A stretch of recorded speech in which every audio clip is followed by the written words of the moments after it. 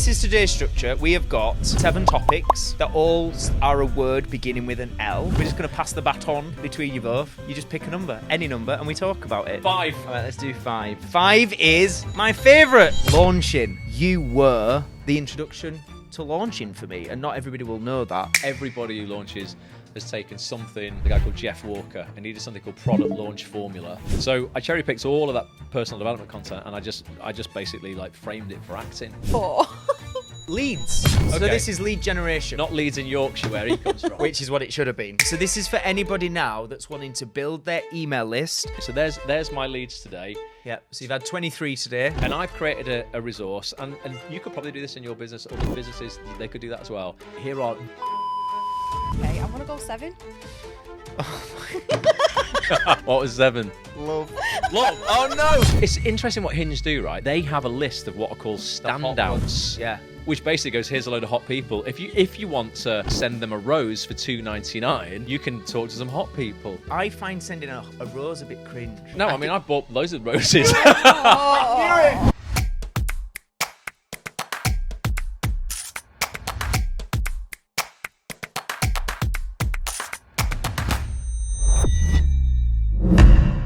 Here we go. Welcome back, everybody, to the podcast. And it's another one of our specials where I'm joined by Ross and Helen. And with these episodes, there's never any structure. No, It could go anywhere, everywhere, it does. and it always does. But I've got some structure to the non-structure this week He's created some unstructured structure, Alan. That's what he's done. to make it look like there's a structure, but there's no structure. But we were laughing and joking about, we could do all the L's.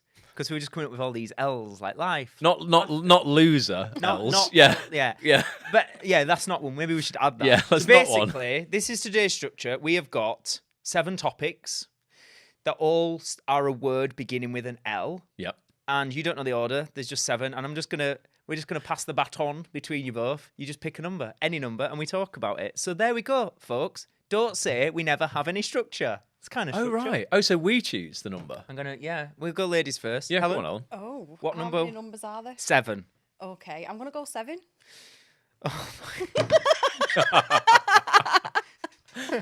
What was 7? Love. Love. Oh, no. We can't start here again. Started We on can't- relationships. Well, I mean, ultimately, I've got nothing to report since the last time. And I'm not sure I want to report. This is where I look to this camera and make So- an appeal, and it's all on you now. So Helen, you picked it. So tell us about the topic of love. Well, What's changed since last time? nothing. I'm married. And that's the I point. mean, that's good. At least you stayed consistent. There's some Stayed for married. one of us, yeah. You've Yep. consistently been single. You're consistently married. I'm Yeah. consistently going from one thing to the next. How's that going for you? Lovely. It's all right, yeah. Yeah. Is that love done then? In a way, I kind of had it in my mind we wouldn't do this subject. Okay. Well, Well, you put it on. Why You hasn't put it on the list. it You put it on Go your on, Ellen. structured list. Make this sound I good will because I'm make just this- getting embarrassed and I will flustered. make this sound good. Thank you. Why has the needle not moved? For me, I don't want to blame just the start of a new year. Obviously, as we're at time of recording, what's it? First February. second week of Feb, first week of Something Feb, like that, something. Got no idea. I don't know what time zone I'm in. We're obviously going to dive deep into business during this because I want to give genuinely. And I was just saying this, if people haven't left already, because we live in this 10-second economy where literally if you don't grab people with a 10-second hook, they're probably bounced. If you're watching this on YouTube, you'll have a lovely column of thumbnails down the right-hand side that all look amazing. You could click off. All look much better. Do stay because I want to really give tangible, Yep. implementable stuff on this that people will move the needle on people's business. Why the needle has not moved on my love life in January is because I just do this, but it was necessary in a new year. I did just go all in on business. So for me, I do an accelerator challenge at the start of every single year, which is free. I put it out there to all actors and people can join it for free. I give them 10 hours of pre-recorded coaching, a whole week of live coaching with me. We took 563 actors through that. I was going live twice a day. And then obviously that had a huge impact on the number of people coming into the membership, which means then you've got to be present for them, make sure they get I'm an not having important this. experience. Right, So stop. I just focused all on No, that. No, this is an excuse. No, but it's not an excuse. It is, and I'm going to tell you why. Well, why is it an excuse? Because you shouldn't be doing half as much in a launch as you are. Oh yeah, there's definite Right. there's definite things that I can hand off, Which but you're I not, en- and but that's a choice that no, you're but not I doing. know, but there's things that I do enjoy. I don't like, care. If you want in a there. wife, Yeah, no, that's true. you have to make space Yeah. for her. So it all comes back to business. You need to delegate. Yeah, I no, love definitely. that this is coming from him. I know. Oh, I love delegating. I delegate. You do all my work. Launches are easy. Ellen So does it. glad that's on camera. Yeah, we're going to talk about launches. Matt's there going, I do all the launches. He's just basically told everybody that Helen does all the work. Helen that- does it, but that's- Helen does it all. Like Helen doesn't do all the work, but what I do is have a great Yeah, you team are. around Yeah, me. you are good at giving basically all of your money away to pay other people to do stuff. I have time for dating and finding a wife. That's true, and that's it. That's why I'm single and rich. So I just need to spend more money on other people. Yeah. Yeah. So, but that is a good lesson, I think. If you want something to change in this area, you've got to find what's the catalyst in another area to make space for it. Yeah, no, it is true. I apologise to everybody for being a disappointment. I should have come back to this podcast with Next probably time- been. are we- right, I should have probably been married You by should now. have by now. Right. Accountability. Next Yeah, okay. session, we're at least going to have gone on a date with somebody. Yeah. Well, when did we do the last one here? I like the studio. By the way. Shout I'm out not to sure. The studio. last one we did together was Christmas episode. Right. It's now February, Ross. Nothing's changed. Well, next time we come into here, which might be a few weeks, I will definitely be engaged. This Or can I'll, soon- no, I'll at least have gone on a date. I'll go on a date. Okay. I'll happily, when you're getting into your love life, I'll get on Hinge now if you want and swipe. Let's see if we can get a match by the end of the podcast. Why don't you I'm happy put to me do on that. your Hinge and I'll swipe? right. Let's do it by the end of the podcast. Okay, see if I can get a match then. Okay. Yeah, we want a match. All right, you two crack on. I'll start here then. Right. What were you cracking on with? I mean, where do we start? Where do Do we you want to start? You get to choose. Don't know. You're hosting this week. I'll be staying on love. We've got to do love and then we've got For to a do minute, love. yeah. Grilling you on love. Okay, so go on. Grilling's a good word. Grill me. Okay. So where are you? Where's your headspace at? Because it's been a bit of a roller coaster. I mean, obviously I know the ins and outs, but why don't you tell us in your own words? My own words are, and I think there's value in this, right? So get listening. I'm still Hinge still boy. doing this, yeah. You can learn it. You can't. We're on the same. We're already on the same. I can't learn anything. So this is my honest answer to that. Okay. I am at a stage in my life where, admittedly, there's been a few ex-relationships, and the way I see it is there's two ways I can go. One is be bitter, blame everything and everybody, and then have your walls up and your guards up every time you date, and every single thing is like, oh, but that's like what she said, or oh, and everything's just like a red flag, as people like to say these days. Or just be entirely curious and open to all possibility and opportunity. Good. And I've absolutely pressed button 2, opportunity. You have to, and I think that's definitely the most healthy way to go. And also, like you said, it's really your only choice. Unless you want to turn bitter and be on your own, it's the only way. So could that possibly lead to yet more bad experiences, yet Yeah. more heartbreak? Yeah. Absolutely, yes. Worth But the risk, though. it's worth the risk. Worth the risk. Exactly. Yeah. Exactly. So that is honestly where I am. I'm in a really good space. We spoke about this a lot, but I'm just like, my life's really, really good. And I'm really grateful and I love my life. And I'm in the best space I've ever been. And so there's never been a better time to meet the right person. But I think when you've had, A, when your life is good without somebody, and B, when you've had negative like experiences, it's very easy to have this long checklist of there must be this, there must be that, and they can't have this, and like get like this long list of unrealistic expectations. I was just thinking, like, what my list is. It must be Like alive. Ross's, Must be alive. like Ross's list. This must be alive now. I mean, I have no. Oh, literally we've gone have the no other list. way. Yeah. We've gone the other way. I've no list Have a whatsoever. heart beating. I've literally run out of people. There's no one else to look at. I'm sorry about that. Okay, well, that's good though. the rest is in their hands from this point on. Well, To yeah. be continued. Unless we spent 60 quid and bought some roses, and then I could just send all these. He's gonna. These. He's tempted. It's interesting what Hinge do, right? They basically go. All of the this sounds awful as well, but like they choose. I don't even say this. They have a list of what are called The hot standouts. ones, yeah. Which basically goes, here's a load of hot people. If you want to send them a rose for $2.99, you can talk to some hot people. See, I mean, it's a bit mental, isn't it? we might have different opinions on this. I find sending a rose a bit cringe. A digital fake rose that I've paid for to get their attention.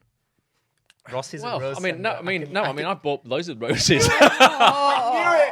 Yeah, but It's not for me, that. No, I'm all right with that. I'm all right with that because that just shows a bit more intent. That's like, Yeah, hey, look, you're serious. actually, you know what? Like, Intense. intent. Yeah. Tense. No, I don't think it's intense. I've matched, spoken to, and dated people I've sent roses to. It's not lasted more than 6 weeks. Well, here we but- are. yeah. But no, I'm all right with that. I'm all right with going, look. I can say I've never bought a rose on Hinge. Well, And I won't. I wouldn't. well, there you go. Now you know the kind of guy you're potentially dating. He's never going to buy Because you roses. I'd rather it be on more, I don't know, just more organic, authentic beginnings, and I can buy them a real rose in real life. Yeah, but it's not inauthentic to go. Is something that cost me £2, and basically what it does. I think it has. When you've not even met, it's like you're buying their attention. No, it's not. Well, that's it's not what I going. think. Well, you know well, what I mean? there's something to unpack with a psychologist. in it. There What really it is, is. it's I'm just interested. utility. I just think it's just utility. This goes if I send you a like the other 10,000 men are sending you, I'll go into a stack. If I'm not just some bloody cheapskate and spend £2, my But profile what if and your my bio like. profiles just stands out? Well, it might do that. Just be good. Yeah, but it just means that your like, I think, anyway, stays at the top of the stack. So it means Right, they've got more okay. chance of seeing it. So it has some utility. It's not I just, think she'd hey, see I'm it a anyway. simp and I'm just... I think she'd see it anyway. I'm not sure which way that would send me, and obviously I've never done online Interesting. dating, so I don't know. But What's your gut telling you? part on, of me's Ellen. thinking, I think she's with me. I think you'd love it. If I do you know sent you a what? rose, Yeah, you'd be like... I think I would, because I think I'd think that was a lot of thinking. There's a lot of thinking to think about here. I think it would make me be like, oh, okay, he's willing to spend $2.99 to get me. I mean, it's a very low bar, isn't it? But at I'm the sticking- same I'm sticking in time- my corner. At the same time, I think you're made there's for each other. loads, Buy her a rose, you sorted. Yeah, go on.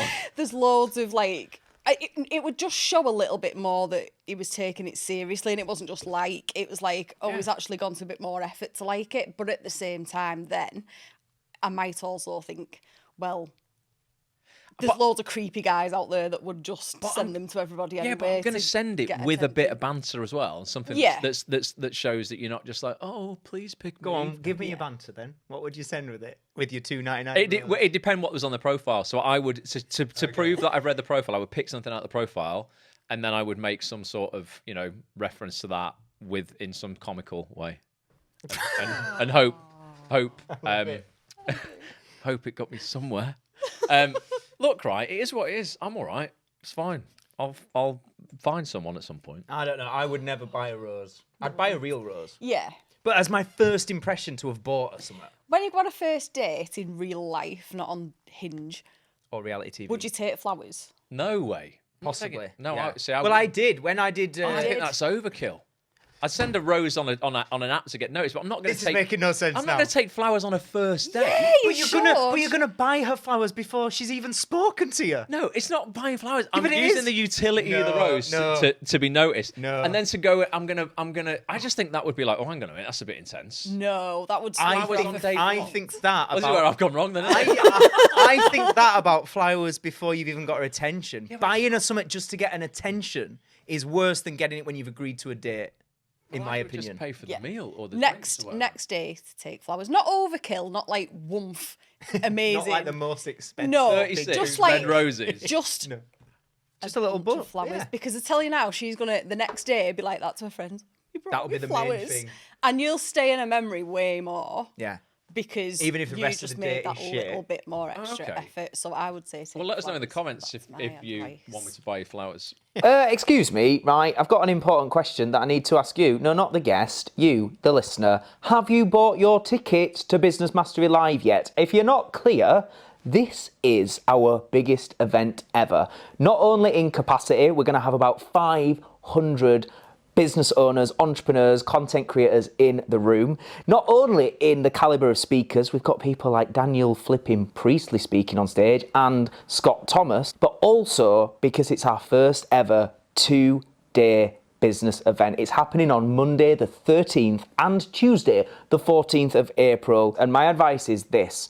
In a 2026 world, it's so easy to just do things online, but actually just because it's easy doesn't mean it's the best. In my opinion, as somebody who takes visibility very, very seriously, there is no substitute for building relationships in the room. I know events cost more money, they take more time, energy and effort, but they really are, I believe, worth the reward. And also, you can rest assured we are throwing everything we flipping can into making sure this is going to be one of the best business events of this year. And not only that, I believe passionately that the calibre of events that we see in London and in America and all them fancy places should be happening right here in the north of England. And if you believe the same and you want to support us, we'd massively appreciate you. But will you do me a favour and buy your tickets now? Because I'm not going to lie, it's stressful with you leaving it till last minute. So please, stop just listening to this podcast, give it a pause, click the link below the show notes, buy your ticket, and then I can sleep tonight,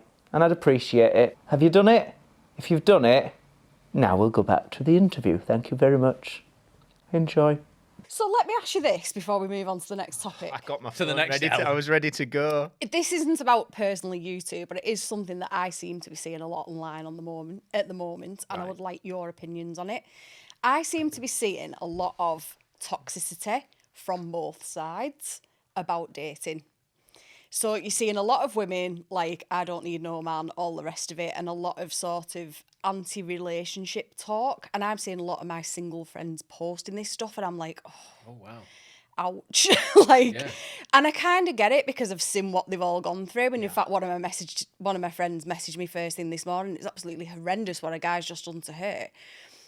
But then I'm also seeing it from a male perspective, where there's a lot of male content out there talking about not needing a woman and women are all toxic and this, that and the other. And it's like, it doesn't surprise me that we're now in a culture where you've got two lovely, eligible guys, two, like, loads of my lovely, eligible Where I'm gonna go. friends. Who are these? I don't know.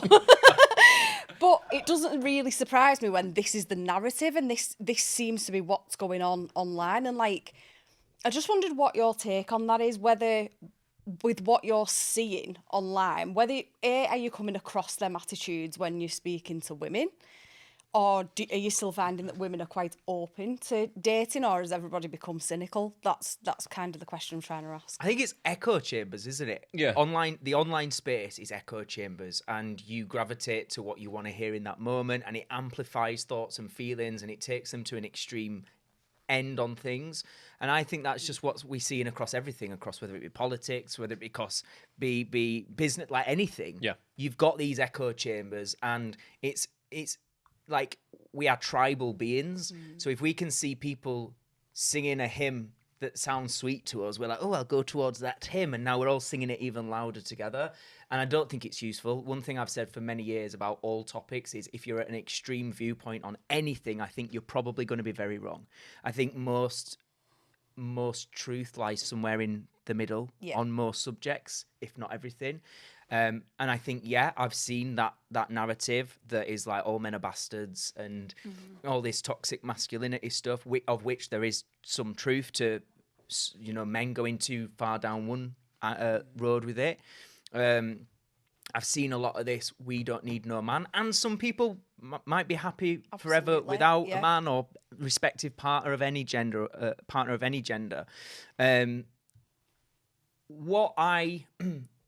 I guess my personal experience is I've had some really shitty stuff that I've witnessed and experienced that women have done. And some of those women are the same kind you'd see jumping in those bandwagons, easy to attack men. And I think I don't really feel comfortable speaking out about it, and I don't really want to, but behind the scenes there's some really manipulative stuff that's happened that I've experienced and witnessed. That's like, I guess my stance on it is, let's not make this about gender. Yeah. Let's make this about some people do shit stuff. Yeah. And some people are really good. Yeah. And it's not a gender thing, but I think the online space makes it polarizing rather than it just being some people are shit. And that's unfortunate that you've been through that. We make it about men are this or women are that. And I think that's We've all. My message, I guess, is can we all be a bit better than that? Yeah. Stop buying into it because you're hurt and you're upset, and it's easy to fall into that narrative. Let's be better than that. That's my thing. In terms of answering your question about have I come across it? No, I think predominantly when I've been dating women that no, I don't see that. I see it online. Yeah. But in person, when I have these conversations, I maybe because of who I've chosen to go on a date with or who I've matched with or whatever, I'm not attracted to that kind of, dare we say, low vibrational way of thinking. Dare I say it? Probably get some stick for that. But it isn't it? It's Low vibration. from Bradford. It's that victim mindset. It's that poor me. It's that us versus them. Yeah. It's that negativity. For me, that's low vibrational energy. Yeah. I just freak. I'm traditional. I'm maybe just an old romantic. I just love love. I'm just like, and I just think we're better. And it's only me. I'm not saying there'll be people out there definitely like I'm better on my own. I'm better on my own. In my experience of life, I feel as human beings we thrive together. Yeah. In groups, we are tribal, like you say, and that whether that's a wider group or just a significant other amongst that group. I love it. I love feeling like that feeling when you're in love with someone. Like Tingly in the tummy. it's great though, isn't it? It genuinely sort of like you can be having a shit day at work or, like something can go wrong in your business. But if you know, I'm going to see my person on Friday night and we're going to spend Friday and Saturday together, I don't give a shit about any of that. Like that's the thing where I'm like, I don't know. I just feel I am anyway. I can speak for myself. I am better or happier when I have someone to share my life with. And I'm like you, though. I think it's a tragedy for people to go through relationships that haven't worked, which is me, loads. But I'm not going to cage my heart away and just go, no one can touch that. I would genuinely rather get to 95, have an absolutely battered, broken, bruised heart that's not caged away, and just go, well, at least I gave it a shot. Yeah. At least I tried. And because there's still hope yet. Yeah, there is still hope. As long as you're alive. Because in the moment, sort of like when it is good, it's good, isn't it? I think it's worth it. It's worth going through the shit and the heartbreak. I'm grateful for the heartbreak because it teaches you so much as well. And as an actor, it's pretty good as well. It might sound a little bit weird, this, but there's not an actor out there who might watch this who's never tried to make themselves cry. Because you do it, right? As an actor, when you're starting out, you're like, I wonder if I can just cry on cue. You're not talking about in the relationship, are you? No, not in the relationship. Just checking. No, actors do this. And then you might just go, or you'll catch yourself in a minute where you are crying and just go and look in the mirror and go, I wonder what this looks like so I can recreate it for a scene. I know it's a bit weird. But going through like emotional heartbreaks, especially at the time, if I've had to go into an audition where I've been feeling that in real life, my God, I've absolutely smashed it in the you'll get the job. jobs. You'll get the job. I'm like, just having that emotional connection to yourself, because you can use that as a tool as an actor is useful. So, well, here's the flip side. I said this on a podcast with Dan Meredith recently, but I think I've reached expert level at breakups. at heartbreak. Yeah. Yeah. I think I'm really good at it. I'm good at, as Sam Smith said that back in the day, that song, I am good at saying goodbye now. Yeah. It's all right. So- That might be the saddest thing I've ever heard. No, but I've I've had become. my heart broken that much. I'm really good at good at it it. now. It's still upsetting. So I had it over Christmas, didn't I? And I was like, really kind of had the rug pulled under me. Is that the phrase? Yeah. Just didn't see that coming. That was going one direction and then went the other direction. And still really felt really upset about it actually, but for a short period of time. And I just put my focus into like positive habits, got a bit more serious about the gym again and looking after. I just was like, I'm not going to dwell on this. I've been here before. I know I'll survive, and I know I've got the tools and the resources to move past it. Yeah. Whereas, like when I think of my first big breakup when I was on my 21st birthday, I was crying, like ugly crying for about a month. Oh, it took me about 2 years. Genuinely 2 years, probably. First proper major That's break. what I mean. Yeah. So that's why I say I'm at expert level. So when it comes to then, what's our choice? Do we just go, everybody's a bastard and No, whatever? because they're not. I'm just like, number one, you got to remain positive, hopeful and open, and who knows what could happen. And number two, if I get let down again or it doesn't work out again, I'll survive. So there's nothing really to fear. Yeah. And if you're heartbroken, it's a cliche, isn't it? But it genuinely, like, it's better to be heartbroken after a relationship than not bothered, because it will mean that at least meant something to you. Yeah. As opposed to going, well, didn't care anyway. Because there are people like that who will get into relationships with anybody knowing that they are not going to let themselves care about that person. So it is easier to throw the relationship away because they're protecting themselves. I know It's people not like me. that. That's No, never gonna be I me. would never do that. I'm all in. You are. Basically. You are. Love that, though. And then it just hasn't ever gone right yet. But you know. Yet. Yet. There is time. Right, that's one L down, and that was an L. Done. 6 to go. Ross, what number are you having? 3 is my favourite number. Number 3 is LA, and the reason we've put LA in there is because I've You just can got show back. off. No, I mean, might do a little bit. Lessons from LA. What do you want to know about LA? Your biggest lessons. Oh, right, I'll do that then. Why did you go? What was it for? Who is the best person you met, and what did you learn? There's a few questions. That was good. So why I went to consistently surround myself with people that are gonna enhance my way of thinking, open me to new opportunities, get me around new environments. It absolutely was that. Just in layman's terms, though, what did you go what was for? not layman about that? Okay, like, what was it? An event? I don't know. Who you see? Oh, like, okay. So it's you like, didn't just go to just hang out with just random people. no. So I'm in a mastermind. So I'm in a Right. group that's predominantly American group, and a few times a year they do these in-person meetups. So it's like the in-person side of being part of the mastermind. So these are predominantly people that are, you know, like $100 million dollar businesses, like really high level, high caliber, way more successful than me. I didn't feel very, very qualified to be in the room. And I'll let you into a secret. The first night, I was in my hotel room trying to figure out ways that I could leave. You sent me Why? a voice note actually that night, and you really were not in a. I was a bit worried. I was like, it's all right, and like, reason? but you genuinely were.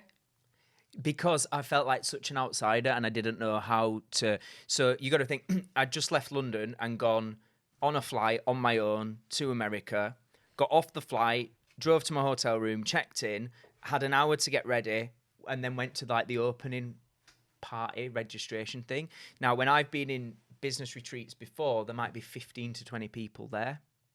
And usually everyone's in a similar boat. Excuse me. They don't know each other. We're all going to get to know each other and go through this process together. I arrived and it was just like, Matt, take your name off. Yeah, go on in.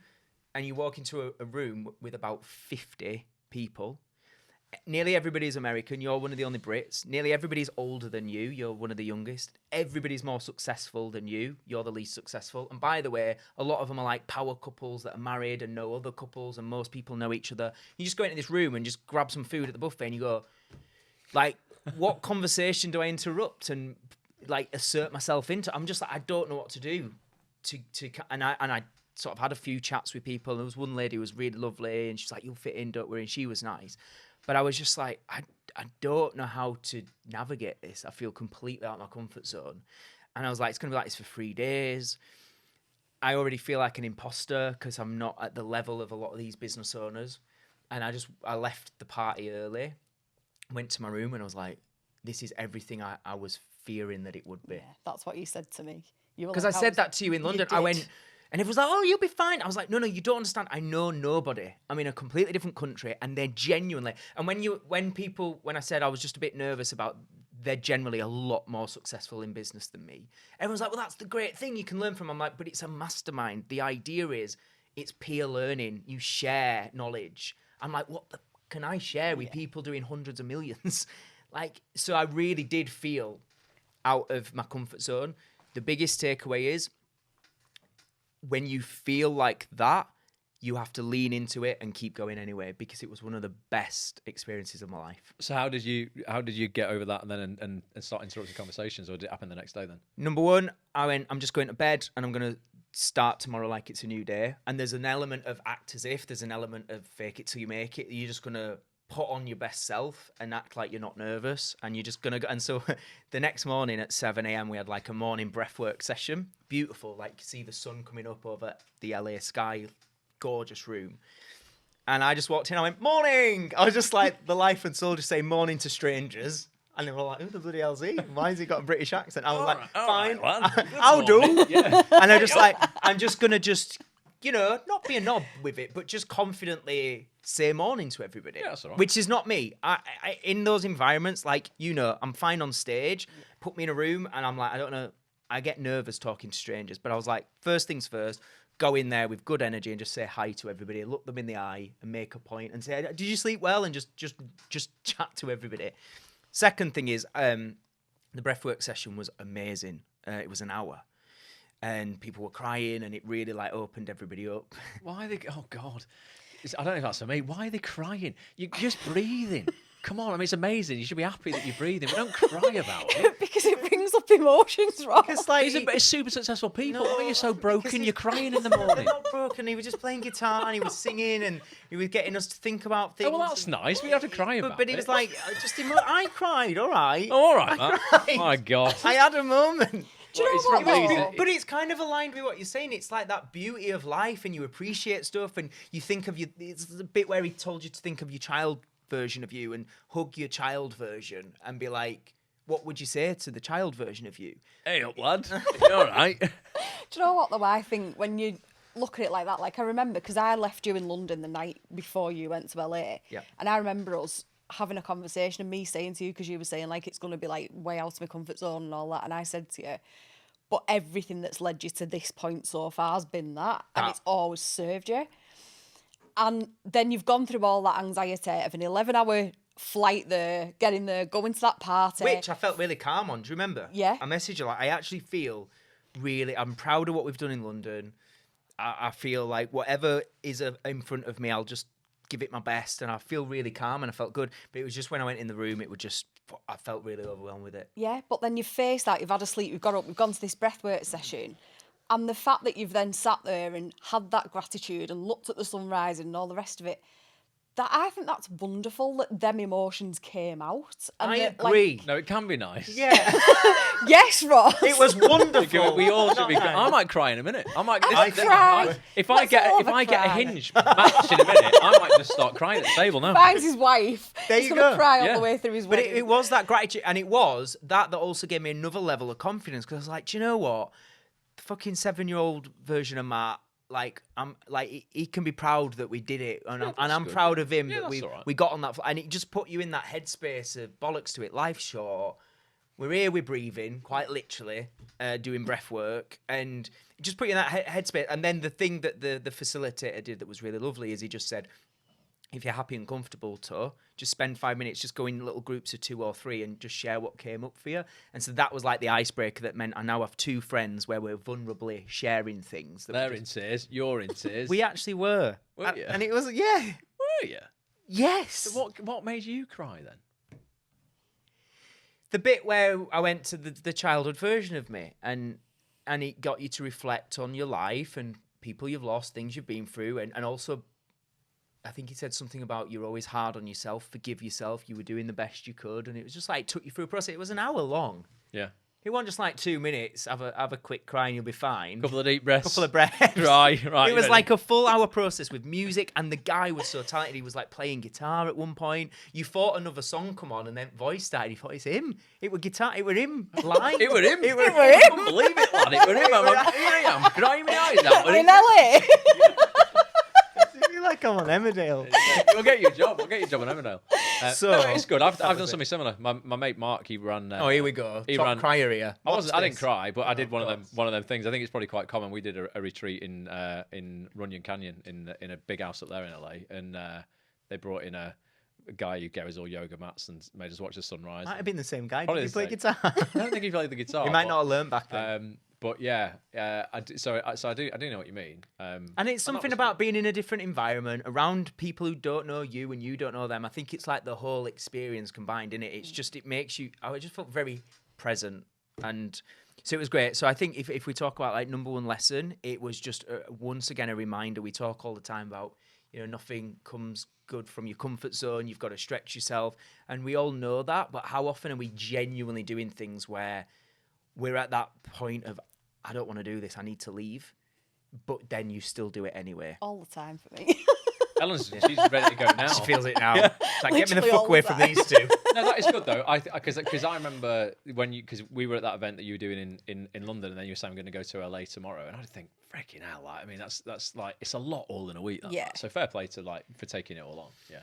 Yeah, because we'd just done the mastermind, hadn't we? Then we went to Wembley, Yeah. and then And then London. Went to so London and back twice, and then you went to LA all in a week. It was a lot. It was pretty full on. But yeah, honestly, great people, great experiences, and it just levels up your thinking again. I mean, the weather was just beautiful. Just the whole experience of being around that environment, it just... One thing that went through my head when I was like, I want to leave, is almost like, what am I representing here? And for me, it's like, I represent the people from, whether it be Leeds. Bradford or Yorkshire, like whatever, but like there was people in that room that are literally like best friends with some of the top agents in Hollywood, and people that are like managing Tom Cruise or whatever, like some of the biggest in the room. And it's like, if I don't stay in that room, I say to everyone else, we don't belong there. That's for those kind of people. And that was, for me, in my head, it was about more than me. I feel like my brand and what we're doing here with Success School is about saying, I don't give a fuck where you come from. I don't care what your circumstances are. If you have a drive and an ambition, whatever you want to do and whatever rooms you want to get in, you can be there. And so me walking away from that room was almost like letting everyone else down. Yeah. And that was one of the things that just drove me forward. I was like, I'm not just doing this for me. I've got to overcome my nerves to show everyone else we deserve a place at this table. Absolutely. And like when we did the mastermind day in London, there was a few of our group of people there that was a big deal to them. To travel to London, to go to a 5-star hotel, to be in a room with a mastermind and all the rest of it. And like, we're asking them to step up into themselves and to believe in themselves and to believe that they deserve a seat at that table. And life's going to keep demanding that of them as they go along that journey. And you're setting an example by doing it yourself and walking the walk yourself. And doing it scared. And doing it scared and showing and being open about it and vulnerable about it. Because you could just come out and be like, oh yeah, I went to LA, it was all fine. And you're not. You're being really honest and saying like, it was scary and I didn't feel comfortable, but I just did it anyway. And I think that's like your job as a business strategist, as their mentor. That's your job done. Because it's showing what you have to do and what's required. And it's all right to cry, Ross. Yeah. It's all right to cry during a breathwork session. We're going to do it in a minute. And it was beautiful.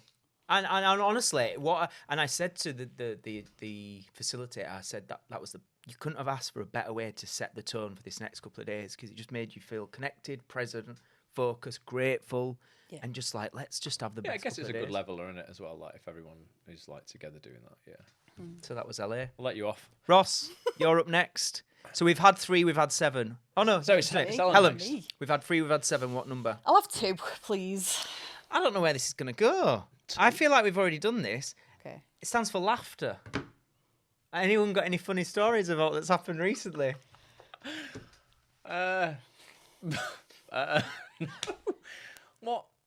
Why have you put it in? You must have had a thought when you were putting that No, in. I didn't have a thought. It just started with L. I know what we can talk about, but it kind of goes into expert empires a little bit in London. God. But did you see? Has the video come out yet of your speech at expert Just today. empires? So have you? I've You've not probably seen not it. seen No, it no, yet. So do you know how Matt walked out I at did see expert some Instagram empires? stories with a megaphone. He did indeed. Yes, massive business conference, Wembley. How does he come out on stage? Megaphone. But I tell you what, he didn't have to change the vibes of that room. It's a good point, you know. Yeah. I think when you're in a business environment and you've got your big spot to do on stage, it's very easy to get like all stuffy-nosed about it. And I think the beauty of what we do at Success School, and again, following on from that last point, is we say your business doesn't have to be done a certain way. You don't have to wear a suit and a tie or say certain words to sound intelligent. If you want to just go on stage with a megaphone and your opening line be, "Come on, you buggers," which it was. It's right from Leeds. But where did your megaphone come from? Who did you bought it on pre-plan Amazon. Yeah. That night, that day, or, Oh, no. or way, Week way in before. advance? Way Oh, okay. before. Because I took a concept. I was like, hang on, I'm going on one of the worst slots here. I've got the graveyard shift, day 2, afternoon, after lunch. Everybody's having that, what is it, prelineal slump, whatever it's called. You know, Just as, I don't know that word, but it's a slump. what's the actual word? know. Prelineum, something. Natalie McKenzie will know, whatever she said. No idea. Everyone's having a slump after lunch, right? And I was like, you've got to do something to be to change the vibe, to get the energy going. And I am really proud of it. It really did go down well and it was brilliant. But when he decided he was doing it, never even told me. And then we did some run-throughs, didn't we? Yeah. Of his talk and stuff on Zoom. And we got on this Zoom call and he went, hang on. And then he comes back with this megaphone, and I was love like, it. what are you doing? It's good, mate. We'll wake This is people what I'm up. going to do. But honestly, it was brilliant because everybody was just laughing. It really brought laughter to the room and good vibes and good energy. It was And a I masterstroke. think a masterstroke. There you go. I'm a master stroker. That was for you, that Ross.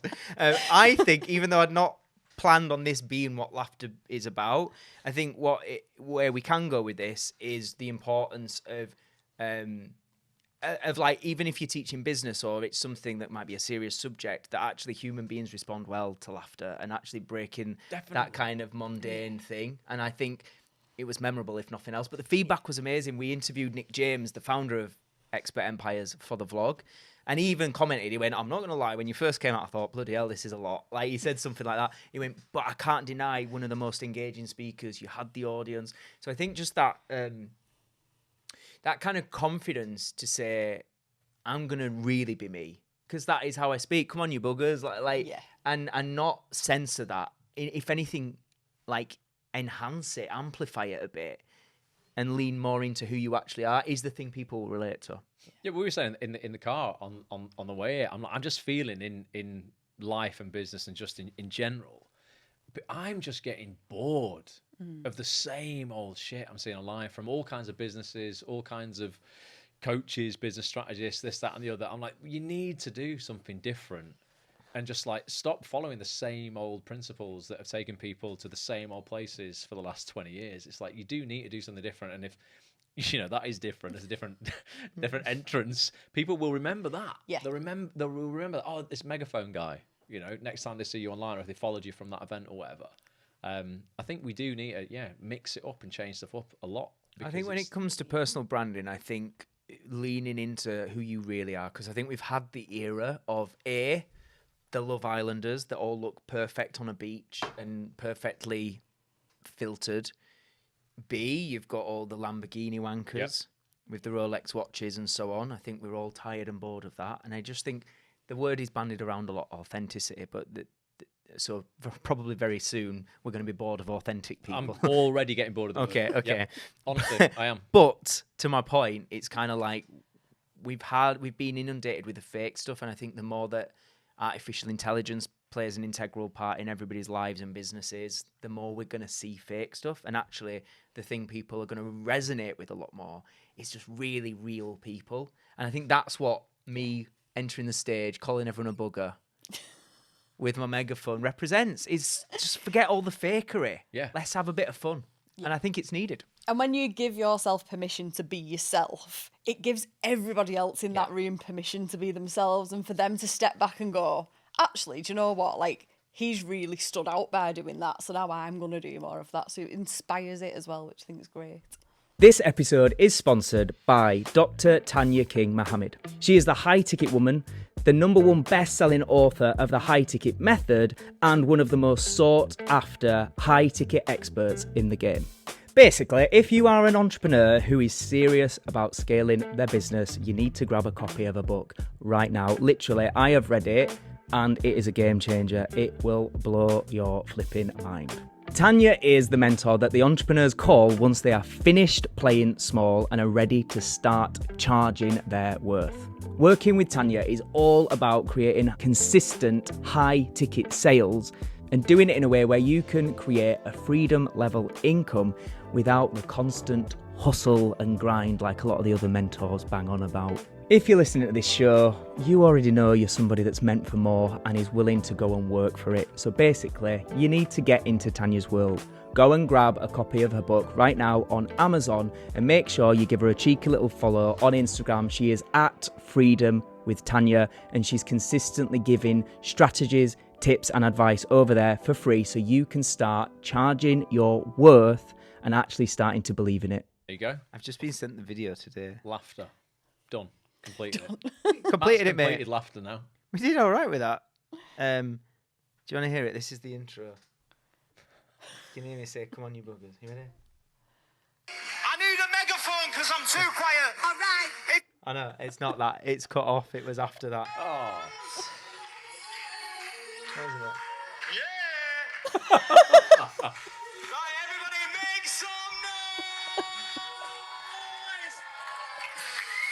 Yes. Right, it's fine now. You can sit down. Thank you. Good. Different. Brilliant. Boom. Right. That's Completed laughter. it. Laughter's done. Completed it, mate. Right. Another number. So remaining, we've got 1, 4, 5, or 6. Ooh. 6. Go for it. No, we've kind of just done Oh, that. for God's sake. 5. All right, let's do 5. 5 is my favourite. Well done. What is it? Launching. Okay. Now we get into the love value launching. for it. Right. We love So launching. so launching is like the thing now that I am doubling down on helping people with. So predominantly I'm helping people that have maybe started out in business doing a lot of one-to-one stuff. They get to that place where they're trading a lot of time for money. They might be successful, but they're constantly busy to earn that money. And that was the journey that I went on. And in more recent sort of years, I learned more about recurring revenue and semi-passive income, and obviously launching courses, group programs, memberships. And I've really doubled down on that the last 18 months or so. But take it back a few years before that, you were the introduction to launching for me, and not everybody will know that. So this is back in... When did we do it? It would have been 23? Would it? 2022, 23? But prior to that then, so I first sort of knew of you and your stuff maybe 2012, 20... Oh, like right when you were involved in buying stuff from me. Yeah, so if we Yeah. went back there, when would that be? 2014? 2014 was the first Bulletproof Factor, yeah. And back then I'd seen like Tony Robbins and Dean Graziosi has done like launches since. So I've been around that launching world, but probably yours was one of the first introductions to maybe self-development as well. Yeah. Because you launched a self-development mindset program. Yep. So that might have been around 2014. It was 14, 100%. That was the first year Bulletproof Factor launched, yeah. And then in 2022, it was 22. You invited me to be part of the resurrection of that course, right? And Yep. to do it as a joint venture. Version 2.0. So, 2.0. So we went through that it was late 2022 and we launched it in, did December? I want to say December, early December we launched. We did it in November to get over people a ready weekend. for the new year. Yeah. So what that gave me is like a full insight of working with you literally step by step throughout the whole process, not just of launching the course, but creating the whole thing.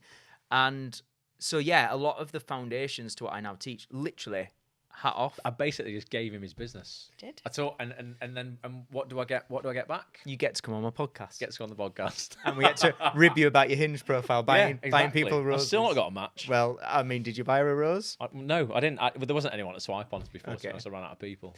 So I'd love you to share, because you basically were one of my first mentors in a fashion when it comes to launching.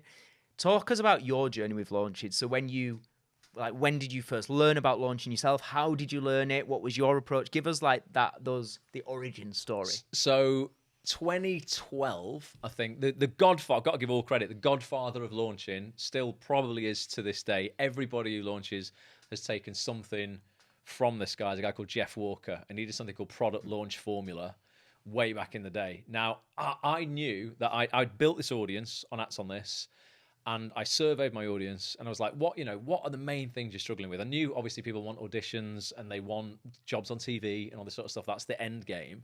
But the thing that I saw stopping so many actors from getting those auditions and getting those jobs, or if they did get the auditions, like sabotaging themselves, was this. Yeah. It's what's between their ears. Like they're either being told by other people in the industry that they're not good enough, the industry's hard, it's corrupt, all this nonsense. It's just not true at all. So they were sabotaging themselves, or as we've just mentioned, with love life and stuff like that, life's just beaten them a little bit, punched them in the face over the years, and now they just have a downer on themselves that they're not good enough, they're not good looking enough, they're not talented enough, this enough, that enough.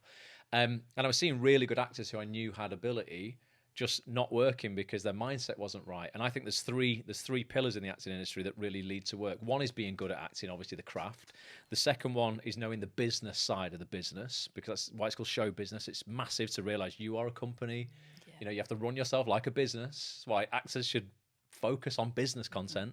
And the third thing is mindset, because that's the thing that kind of is the glue that would hold it all together, really. So I was like, they're all like talented enough and capable enough, and they know the business because I'm teaching them that, but they're getting in their own way. So I'm going to create this program all around like high performance, like science-backed positive psychology, not airy-fairy. Nothing against a secret. There is some science behind it, but you can't just, I can't just sit there with a sandwich and a Starbucks going, I want a job, I want a job. I want a wife. Oh, wow, there's a job. Yeah, I should say, exactly. I want a wife. Sort it out. Get out in the real world then, Ross. So I created this, this program where I cherry-picked everything that I'd learned from all of the great people that I'd learned from back in the day, like starting, off with people like Tony Robbins and everybody really, like, you were listening to the same people I was back in the day, Lewis Howes, Gary Vaynerchuk when it comes to business, Brendan Burchard, Dean Graziosi, people who'd sort of like, they were doing the stuff that I wanted to do effectively, having the kind of success I wanted to have. So I cherry picked all of that personal development content, and I just basically like framed it for acting, because it's all the same. Actors are human beings as well. It's like they don't often like to think they are. It's like we're some sort of special breed, but we're just normal humans. And I created Bulletproof Actor. I called it Unstoppable Confidence, Infinite Success version 1.0. And you bought it. Yeah, but I didn't have a clue how to launch it because this was when I was still acting, right? Yeah. So I'd been an actor when I was like a teenager and a kid. Left it when I started my business at 19, and then I was probably around 25. Yeah, like mid-20s. I was like, I want to give that a bit of a go again, and that's when I met you, basically. Yeah, well, I wanted to launch it, but I was like, right, I have an audience, but I don't know how to launch a product. So I'd heard all the other, like the big business people were using Product Launch Formula. That was a program that Jeff Walker was running. It was $2,000.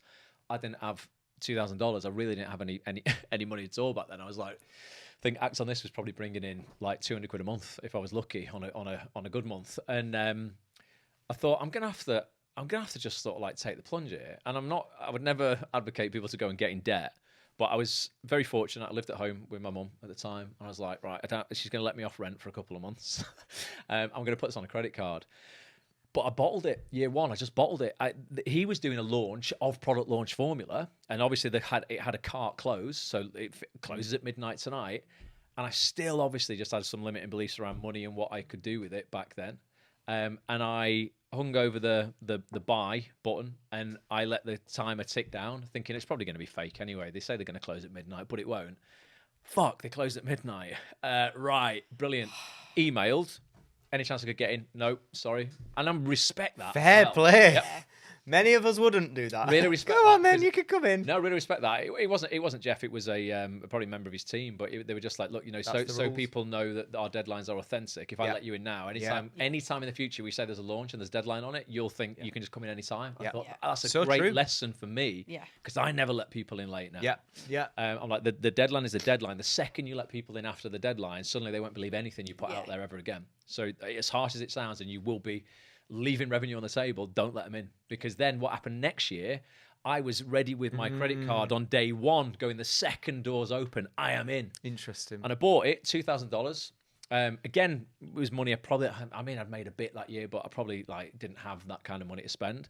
But it made me go, I've spent this, I have to make this work. Committed. Long story short, it was very different launching style back then. Back then, Product Launch Formula was basically you release 3 videos of real value, 30-minute videos each. You take your audience through a problem that they have and you solve it properly. Like you give them total value from this that goes, over this week, I'm going to launch 3 videos. It's an hour and a half of content. It was amazing back then. People's attention spans must have been better because people on my email list watched every video. They were waiting for the next video to come out. And then you had a 5-day window where your product was available to buy after the 3rd video had gone out. So you couldn't even sell it before they'd watched all 3 videos, because then you'd really solved the problem. They were invested in you. And I made 10 grand that first launch. And I thought, holy shit, I'm rich. I was like, wow. That was a year's wages. I was working for minimum wage at a computer game shop there. I was earning £5.75 an hour as my day job, not my side hustle. And my side hustle just netted me 10 grand. I was like, this is like a year's worth of wages I've just earned in a week. I felt like I've cracked it. This is it. And then obviously you take your first cohort of people through that. My whole goal, of which I was one, of which you were one. My whole goal was like, look, I need to deliver so much value to these people, get them through this program so they're just raving advocates at the end of it, and then I'll get video testimonials from them all. Still to this day, I think it's a really, really good thing to do. The first launch you do, make sure you get people results, otherwise you won't have a second launch. And it worked really, really well. It genuinely, I had messages from people's husbands, no lie. This will sound well melodramatic, but because it's not just about the acting. Yeah. Every part of your life affects every part of your life. If you are becoming a better actor, you're getting more success there. You're happier. You show up better for your other half. You show up better for your kids. If you're showing up better for your kids, kind of like it just affects every single part of your life, basically. And I'll never forget it. I had someone's husband email me off the record to go, look, don't say anything. I just want to say, right, I've heard your voice in my like wife's study like every day for the last 6 weeks on this thing. And honestly, I'll never forget the word. He said, and I just want to thank you. You've given me my wife back. Wow. I thought, fuck. I thought it was only like to help her with her acting career. But that's when I realized how important mindset was. And then I thought, right, I need to do bigger launches, and then I'll figure that out. And launching has evolved massively over the years because now attention spans are so little. I do a lot of live launches, which is what I taught you, and we did, which is where basically, again, you serve your audience on a live webinar effectively, and you walk them through what would have been those 3 videos. You walk them through an hour's worth of content that they can take away, implement into their lives, and generally have a better time.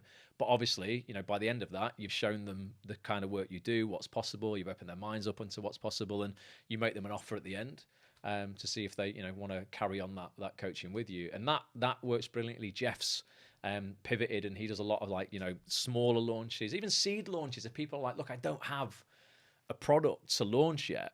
A seed launch is literally where again you survey your audience, see what their sticking points are, so then the product that you're going to make addresses those problems. You're not going, I'm going to create something that I think they'll want. Yeah. You make sure you create something that they will want, and then you be upfront with them, going, listen, if you want to be involved in this first launch with me, you're going to help me make this product, but obviously I'm going to give you this at a crazy, ridiculously low price, so that you're part of it. You're on this journey. We're all creating this thing together. And you eventually you end up with their help creating something that then you can turn into a better product down the line. So you don't need like a finished article to even begin launching nowadays. But that's kind of like how it started. Yeah, Jeff Walker, legend, total. And you know what was great? He then, because he was like, he is big like in the world of business. I wrote to him saying, look, how this has changed my business and my outlook and everything. And he then used me as a case study and interviewed me. And there was me like 2 years before and watching this guy going, wow, I want to be this guy. Yeah. And then 2 years later, you're like, wow, I'm like part of his ecosystem, and he's using me to show other people what's possible if they just actually implement what he's teaching. What's interesting for me is I'd seen like your Tony Robbins and so on doing these epic, massive launches, obviously on a huge scale. You don't get much bigger in the online space than Tony, do you? Really? No, not really. So I'd seen that stuff, but in terms of people like on our level, let's say, you was my only entry point for that. And then fast forward years later, because obviously we ran that in 2022, we then reran it in 2023. We've done 23 and 4. We did three. Three intakes of that. So I went through those 3 experiences, co-launching, if you like, with you, and being a part of the experience that way, but never launching my own courses and so on. And then I met Lisa Johnson. Well, I'd probably met her around a similar time, but really got into her space around 2024 or so. And I was like, okay, the next step for me is I now need to launch my course. Like, I've learned so much from you, and I can see there's this space out there that I need to fulfill. And through sort of working with Lisa, and then from that, expanding my network and meeting other people that were doing launching, I was then seeing all these people that were really underwhelming. Yep. Because what I hadn't realized is you'd set the bar so high, not just into like, yes, you are the details guy. So attention to detail with every slide, every word. We would spend ages back and forth in over one fucking word. On a slide. It really matters to me. It really does matter to you, Ross. Yes. Yeah. And I witnessed that. For hours. Even the colours. I would go through and go, what words on this slide need highlighting? And it's ultimately like, how are the people watching like going to get the absolute most value out of this, so that it genuinely impacts their life? Because ultimately, that's what it comes down to. If you want to be successful in business, all you've got to do, and this comes down to something someone I don't know who to give credit to on this. Give it to me. I'll have it. In the early days, right? This is brilliant advice, though, if you want a successful business. And it might sound altruistic and a bit twee and stuff, but it is how I've operated since 2012, and it's changed my life. Somebody, I don't know when, exactly. But in around 2012, as part of a business group I was in, I was like, how can I be successful in business? And I said, Ross, you will get everything you want out of your life by helping other people get everything they want out of theirs. And I thought, fuck, really? It's I know who it is, but I've forgotten. Or maybe they've stolen it from someone. It's the It is a well-known It's the, one. the black guy, the big preacher guy. E. No, not Eric. Not Eric Thomas. Les Brown. It's Les Brown. Is it? Well, it wasn't. I mean, I didn't meet him. It wasn't him. Someone had robbed that off Les Brown. The phrase is, you can have everything in life that you want as long as you help enough other people get what they want. Well, someone had paraphrased that. Similar. Shout out to Les. But I just thought, Cheers, Les. is that what I have to do? And it's like, yeah, you can't look at this as in like, what can I extract from what this can I industry? give? Yeah. But genuinely, like, everything changes like when you operate from that place. So when I'm doing the launches, every word on that slide that does matter to me and what I'm highlighting, because I'm like, if I can genuinely impact people in a really meaningful, positive way by the end of this webinar, whether they buy or not, and whether they buy now, doesn't matter. They'll come back down the line. I've had that in the accelerator that I said at the start of this podcast, took 563 people through that. I just had someone email me today who did that at the very start of January. And I was like, Ross, I've just been saving up now to get a yearly membership to your site, and I'm ready to buy. I just wanted to say I'm joining today, and that's because I wasn't. You help the people who aren't ready to buy now because they will come back. So many people are like, I'm only interested in talking to people who want to buy from me now. It's not about that. No, I agree. Like, genuinely help people. Care. Gary Vaynerchuk said that. How do you create a successful business? Care. One word. Care. Care about the success of the people you're serving, and genuinely do it, not lip service, not bullshit. Actually, Actually care. Yeah. Answer the emails at 11:30 at night. Absolutely. Answer the 20 DMs on Instagram when you really don't feel like it. Make an impact in people's lives, like, because you will get everything that you want out of your life by doing that. So I'd had that with you, where not only did you care about every word on a slide, which it's a lot, Helen. Sometimes Let me just tell you that. punctuation, we It's miss like a lot. full Yeah. stop or a comma. Oh I my hate- God, there was I a comma hate- missing. So really cared about every little detail, but also from an energetic point. Like, you show up and you're like, actors, welcome, and just the energy. Yeah, stand at your desk, don't And- sit down. Yeah, you always I'm sat now, stand. but, yeah, always you always stand. So I got around that, and then, as you know, I had my other coach then that I worked with for a while before Lisa. Again, credit to him, big energy. Give. So I've been around all that, and then when I went into this launching space, seeing loads, it just all seemed so mediocre to me in comparison. Seen it myself. Yeah. Because the bar had been so high working with Ross. So what was really interesting is then we did our first course launch in 2024, and in 14 days did 18,000 in revenue. Relaunched a few months later and did 42,000 in revenue. And then I started working more with Lisa and hearing around the people that were doing launches, people saying this is such a tough year for launching, it's not as easy as it used to be. And all these people that have been doing big launches were struggling, while we were just coming onto the scene being like, oh my God, launching is easy. But it's because you'd set the bar so high. So my baseline was to give and over deliver and care, and really, whereas what I was seeing is all these mediocre surface level launches, which were the opposite. They would just give really surface level generic bits of so-called value, but really what I was seeing is a big sales pitch that was just disguised as value. Yeah. It wasn't actually giving value. We cared. Our thing all along was whether they buy or not, every single person that gives us their most valuable asset, which is their time, needs to leave this experience going, that was a good exchange of my time. That was worth it. I've learned something from that. I got I've something taken from it. something away from that, whether they bought the course or not. Yeah, because if you impact them now, they'll come back later. Yeah. Like, genuinely, like they will remember that, because they too will then go to other. I see it in my industry all the time. Oh, free webinar on this, that, and the other, and I know it's a sales pitch. Because that is a launch. There's nothing wrong with that. I do that. I'm like, look, I'm gonna teach you something in an hour, and then obviously, and I'll tell them up front, I'm gonna open the doors to this new thing at the end of it, and if you want to stick around and hear about it, that's cool. And I'll always say, and this is again, this is just a good strategy as well.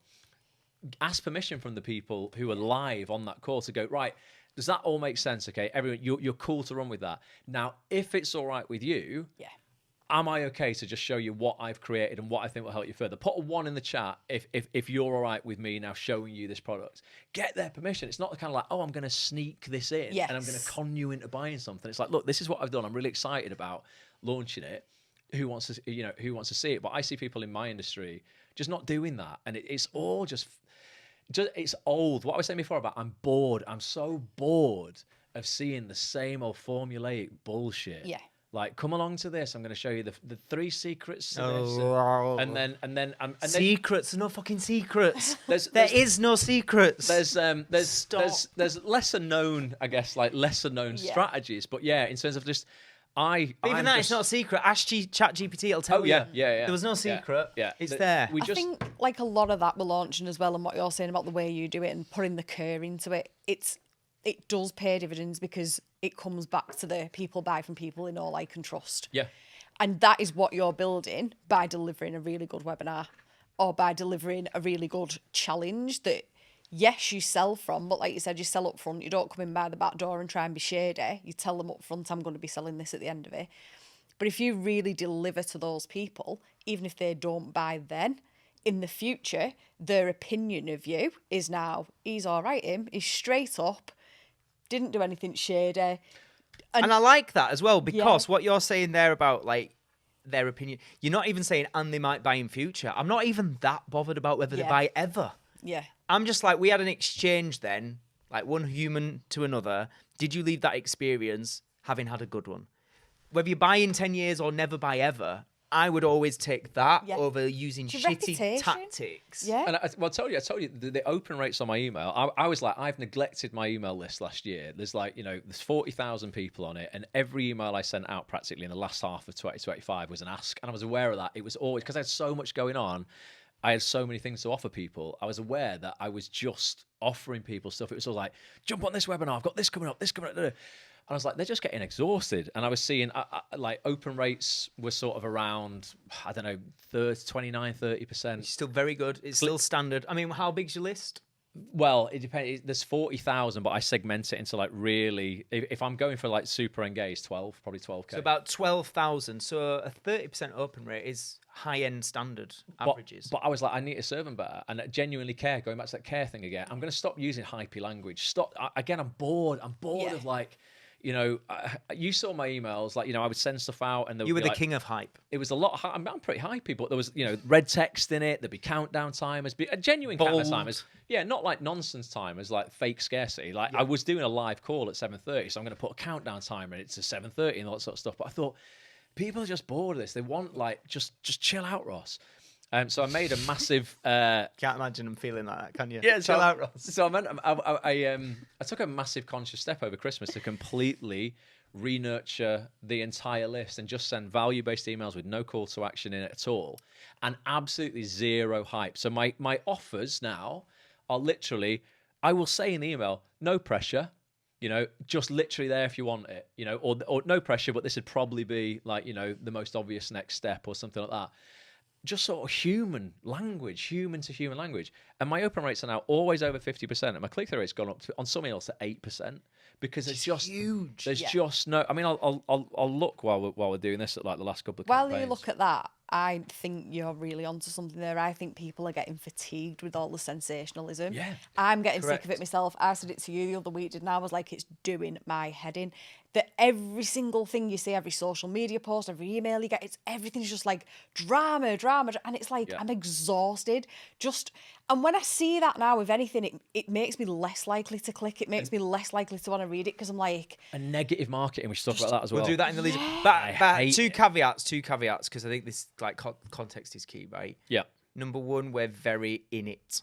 Yes. You said that to me, didn't you? Like, but you do We're see a lot of very it. in it. So like we follow a lot of people that do Yeah. similar stuff. So that's one thing we have to remember. Like when you're saying things like I'm bored, part of that is because you've done it for so long. So we've got to like always Yeah. remember there is things that work, and 60% open rate, 9% click-through rate, 57% open. That's 2%, but still, it's getting like very, very good. 0.5%. really good. So yeah, context. There's also the other side, which is we're very in it. So we see a lot more than. So we're gonna get bored easier. That's we're, true. We're That's gonna, true. Yeah. That was the chair. I had a second. Honest story. What was my second point? I don't know. You were saying I can't read context. your mind. Context. So we're in it. So we're going to see more of it. I think Oh, that's the probably- second point. The second point is that we are still in a space where people have short attention spans. Yeah. Yes. So if you're too vanilla and too Yeah. like no Yep. pressure, just So your anytime, hook's important. You need you still have to have a level of strong hooks. And reason I want to highlight that is people listening now just go and put out a load of beige vanilla, no pressure content. They're just not going to get traction. No, and we're true. not saying that, and we don't advocate for putting out vanilla content, but I think there's a way of doing it well that doesn't give people the ick, that doesn't make people go, oh, like you see an email in your inbox and like, oh, like you can just see through it so much. Yeah. Whereas when we do a hook, it's clever. It creates intrigue, not drama. And I think that if you can do that and get it right, it's gold. And you still won't please everybody. I mean, you know, Oh yeah, I you'll get told to fuck off every now and then. Yeah, I put an Instagram video out the other day. I'm starting tiptoeing into YouTube. Shout out to Harvey, editor guy you use as well. He edits all the YouTube videos, and I really think about the hooks there. So I was talking about I was showing people a strategy the other day to get auditions for really good TV shows without having an agent, because you don't need an agent. There's a myth that you need an agent, you know, in order to get TV work. It helps massively, but you don't need it, right? So my hook was to camera. It was like actors, because I shout actors a lot. That was really, yeah, you really I was going actors. Do it in the higher voice. pitch Do than it that. Go, properly. actors. There it is. You don't need an agent to book TV work. You just need to know where to look. So so people are like, okay, right, and then it would go comments agent for the full YouTube video. This is non-hypey Ross, right. everybody. So that was a little bit hypey, but you still get shit for it. I had a guy. I mean, it was interesting because it's polarizing. Sometimes hooks can be polarizing. That's not a negative hook. Sometimes people will pitch very negative things, and I don't like doing that. That would be me, you know, doing some sort of hook saying about, you know, actors, agents can con you and rip you off. You know, that's more like negative marketing. I'm not about that, but I still have people underneath it going, you do need an agent. You know, I've been in this industry 20 years, and I'm like, mate. Was that an agent by any chance? No, it wasn't. And you should definitely. I mean, agents are amazing people. You should definitely aim to have an agent. But you know, if you can't get one, you can still get work. I want to show people possibilities, not limitations. So you will still get people. You know, if your hooks are strong enough, either way, you might get a load of amazing comments there, but then also people kind of kicking back against it as well. Because, you know, I'd say that attention span's so short. You do need to not be vanilla, like you say, but equally you can be human with it as well. Yeah, and that's the key thing. But I've noticed, just dropping all of the hype is just. I get so many more replies now from people as well, because it doesn't seem like just marketing copy. It's like, oh, this is an actual human being. Exactly Big thing we that. focused on with our Sunday scoops. This is our every Sunday we send an email, and the whole idea behind it is we're not going to sell anything. Every now and then we might put PS, don't forget we've got this going on, you know, that's okay. but predominantly there'll be nothing to click. That's kind of the aim of Sunday Scoop, and it will just be some of my thoughts that week about, and just insights about what I'm doing, what's working, why it's working, the direction, and often it'll talk from a very human place, and there'll be, like we were speaking about earlier about me going to LA and being nervous. I'll share that. And just operating from that standpoint, it's our highest open rate. We usually get around just short of 45% open rate. And it's our highest response. It's where you get people going, Matt, thank you for sharing that. Loved that. Needed email. to hear this Needed today. to hear that. Those, you get a lot of those the one. replies. Yeah. That's the one. And we've really doubled down. Just before we move on to the next one, I'd love from you, Helen, because obviously this whole launching thing, you know, from me doing that launch just over 18 months ago, you were a part of that. Yeah. It's all been a fast learning curve for you. I know we've crammed like 5 years worth of progress into 18 months. Yeah. The way. So anything that you can share based on your experience, what you've learned, what you found, and I guess from a standpoint of, for people that are new to launching, any tips that you've picked up from both of us and from the experience that are useful? I think the first thing I would say is it is strategic, and you probably do need mentoring on it. You do need guidance on it. I think when you see it go wrong for people, it's because they haven't followed a strategy and they haven't fully understood a strategy. And yet now I know that strategy. Now we work using that strategy. How many things did we launch last year? And every single one of them was more successful than the last. Yeah. Like, it's been unbelievable. What we've done. Do you know it's interesting how predictable it can be? Because you think, was that a fluke? And then you do it again, you go, that was really similar. And you go, the percentage, conversion rate can be really, really similar. Yeah, you know, if you get X amount of people, you know, opting in, X amount will end up turning up, and of the ones who turn up, X amount, on average should end up converting into sales. So there's a level of predictability about launching, as opposed to when you just put things out on socials and hope for the best. Obviously, markets change, and we go through different seasons and dips and things like that. But the last 18 months for us in particular, it's just been consistent, hasn't it? And the conversion rate, like we know every time we do a certain launch for our membership, it's a 3-day challenge plus a masterclass. We pretty much teach the same things with a few updates and tweaks each time. And we've done 3 launches of that in the last 7 months. And every single one we convert at just short of 12%. It's been like, literally, hasn't it? Every time. Every single time. But it is something that once you learn and you understand and you know how to implement, you can kind of rinse and repeat. And it takes less sort of building and doing, because you're like, this is what we need to do. So you just go into it knowing, right, this is the process we need to follow. This is how we're going to do it. So that would be my advice to anybody thinking about launching, is learn it properly. Learn it properly from somebody that's good at doing it. And then also just go for it and try, because like it interested me before when you said about buying that course and then didn't do it, you bottled it, and it's like, that's not the Ross I know. No, and it was a great education for going, hang on a minute, no, if I do invest in my education, I really can better myself. And if I implement it, it's not like buying a gym membership and never going. I'd spent money I didn't even have on that, so I had to make it work. I couldn't say to my mum, I'm not paying you rent for the next 2 months, bless you. And then in order for me to buy this thing, and then my mum 2 months later go, have you done anything with that? Yeah. No, it was like, there's something in that psychology of you've heard the phrase people that pay attention, and I kind of cringe a bit about saying it, because it's one of those, you feel as somebody that sells things. It's salesy. People that pay attention. If you just do everything for free, you'll never get anywhere.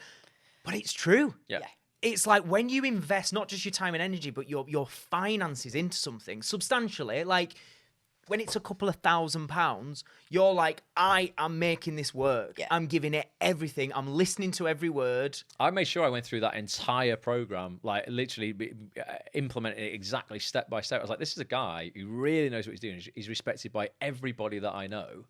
He knows, it clearly works because I bought this from him during one of his launches. A great way if you don't, sort of have money initially, or you just want to see how people are doing stuff. Opt in. I was opted in for everybody's launch back then, because I don't know if I've got $2,000 to spend on Jeff's course, so I'm going to see how everybody. Just watch. And get all of the emails that people are sending you, and get them in a folder, and go, right, this is the launch for this, and this is how they got me on the webinar. From the webinar, how they sold, how they got the replay out there. All this sort of stuff, and you'll see not all launches are equal. Some are awful. Some are really cringe. Some are very hard selly. Others are obviously much better. But yeah, it was just a real education for me of going, if you actually put skin in the game off someone who's legit, and you implement what you're learning there, you are that human being designed to get better through effort. Put the freaking effort in, and suddenly I was like, wow, I can do this. It definitely changed my entire life when it came to business, because at that point I thought, oh no, this is actually possible. What I've seen other people do on a way bigger level, I made 10 grand that launch, and I've seen people with 7-figure launches and stuff, but I thought, no, on a micro scale, I'm doing exactly the same thing as them. Their audience is just bigger. So if I can grow my audience, I can grow this entire business. And it changed my life, you making that decision. Yeah, exactly. Look at that. Yeah. Really truthfully. And that's why he's getting a Nando's in a bit. Again. You did buy me a coffee, in fairness. Yeah, that's true, and you left it in the car. I don't really drink coffee, but I didn't want to be. Oh, did you not? No, I do. Oh, well, I don't drink it a lot though. But one final thing before we move on from launching, one thing I say to my clients when we're doing launches is the success metric is, did you do the launch? Not how many people showed up. Yep. And not how many people bought. Your first launch, the success metric is, did you do it? I remember you speaking to me when I did that 18K launch, which didn't all come straight away. I think the first night, what did we get on that first launch? In the first launch in its entirety, I think we must have got like 23 people or something. What was it? What would be the maths on that? Was it like £550? Yeah, I think it was. So whatever that was to do 18 grand. We might have had 11 people sign up that first night, and I was like, oh, I thought we'd get whatever. And you sent me a voice note that night because you was interested, like, report back. And you said you're now in the 0.001% of people in the population Because you've done it. that have done a Because you launch actually did a and launch. made Yeah. something. Yep. Irrespective of how big the launch was, you've just done a launch. Many people think about it, talk about it, want to do it, but you've gone live, you've done the nurture sequence, you've advertised it, you've completed it, and you've made a couple of sales. And how many thousands of people bought Jeff's course and never took it out of the packet? Right. That's it. You know? So that's the thing I just want to leave people with before we move on from launching is that first launch you will learn so much and not just learn from the process, but set up so many foundations for your future launches that actually just doing it, even if you get 0 sales, that first launch is a success. And then you build from there. You test, you tweak, and you improve. Yeah, one sale's an absolute win. You know, I love it. Someone, if you can sell one thing, you know, off something that you have created from your mind, you know, you've had this idea about this product, you've created it. How amazing it is that someone's happy to literally, well, it's Apple Pay nowadays most of the time, but back in the day, I would think someone's taken their credit card out, typed the numbers into the screen, confirmed it all, you know, like approved it with their bank to buy something that I've made. Yeah. Wow, like buzzing. It's an amazing feeling. This episode is sponsored by Laura Robson and Back Pocket Office. Now, let me tell you about this one. Laura is somebody you need in your life. I have got her in my life, and all I can say about her is I don't know how I'd live without her. And it's true. If you're anything like me, you will hate tech. You'll be great at launching and creating the marketing material and delivering on the actual product that you're selling. But when it comes to the back end, making sure it's all automated and it all works, I just can't be bothered. And if you're the same, Laura is the solution. Laura is a systems strategist and she's also a certified launch and funnel specialist. And if you are a service provider, if you're a coach, consultant, any kind of online business that provides some kind of online service, then Laura is there to help sort out all your funnels and systems for you.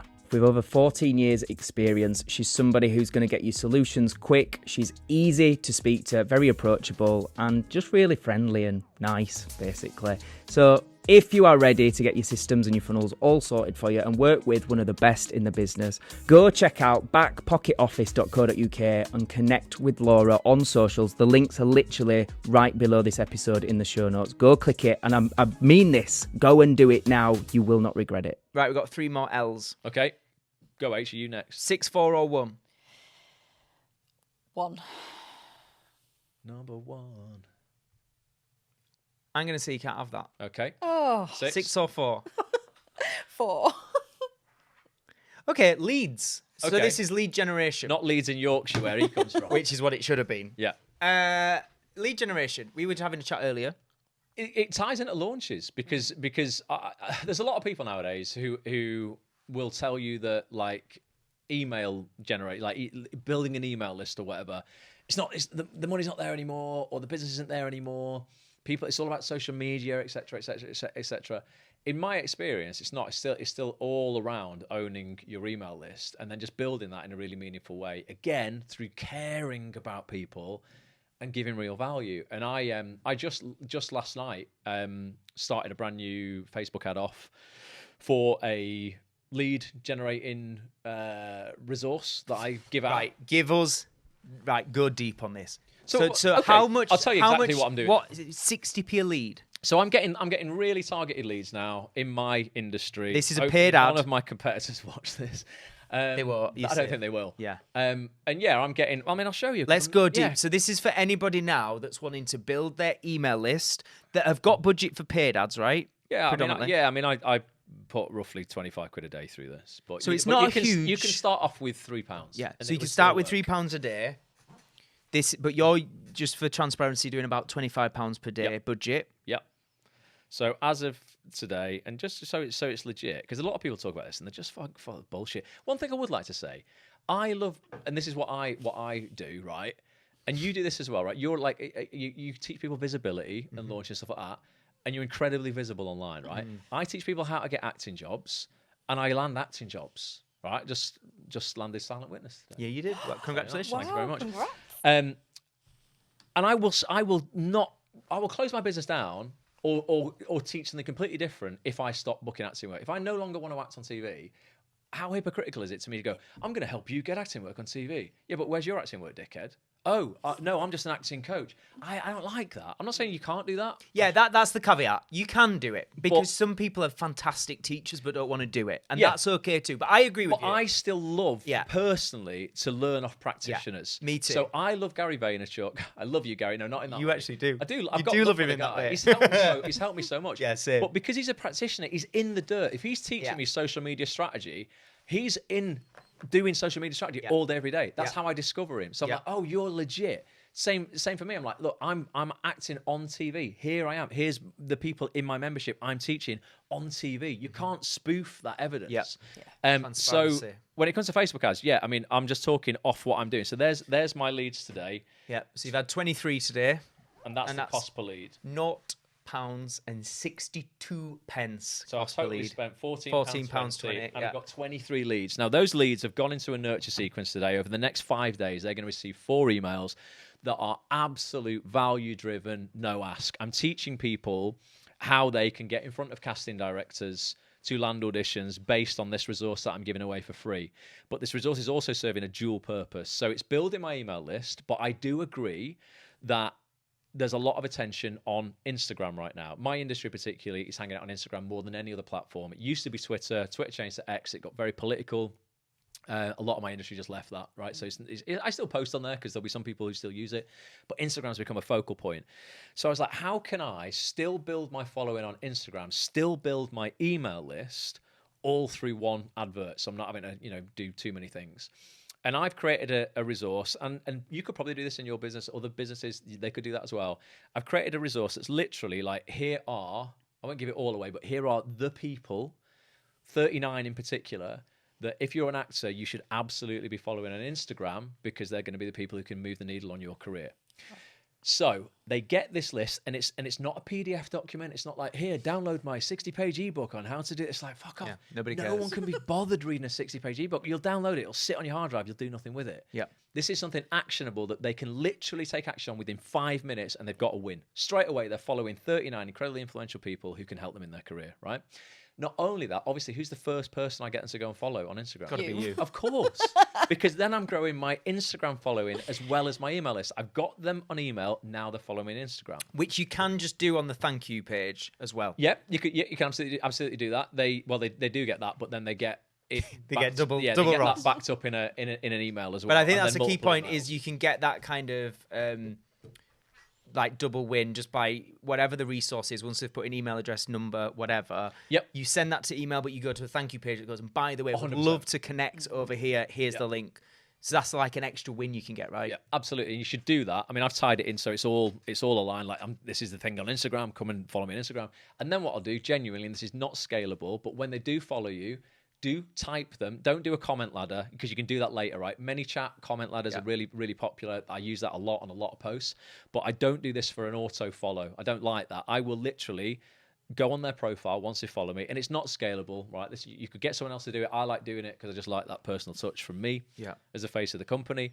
But I will go and have a look at their profile. I'll pick something out. If they're an actor, they'll probably have a show reel on there, and I'll watch it, and then I'll drop them a DM and go, Matt, genuinely, thanks so much for the follow. Just check your reel out. That comedy scene 3, brilliant, mate. Have you noticed though that you don't have your headshot or whatever on the end of that reel? And you should probably have your agent's details or something. I'll give them some genuine, useful information. Do you do it as a voice note? No, so I do it as written first. Then if they reply, then I drop them a voice note. Why through. not?